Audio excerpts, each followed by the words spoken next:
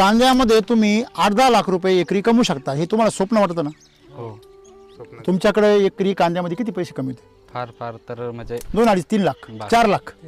नाही होत 3 लाखाच्या एकरात नाही होती ना? नाही होती. बघा, 1 एकरामध्ये तुम्ही जर ड्रीपवर मल्चिंगवर कांदा लावला तर त्याच्यावर 3 लाख रुपये बसते. की समजा 3 लाख रुपये तुमचे 100 ग्रॅमचा कांदा भरला तर ते किती क्विंटल झाला तो? 300. बरोबर आहे. चुकून तुम्हाला 2-3 हजाराचा बाजार भेटला, 3 हजाराचा बाजार भेटला, किती झाली? 3 त्रिक 9 झाली ना भाऊ. 200 धरला तरी किती झाली? 6 लाख. तुम्ही क्रॉस केला ना, तुम्हाला 10 एकर कांदे किती झाली? 60 लाख. झालं ना अर्धा करोडपती.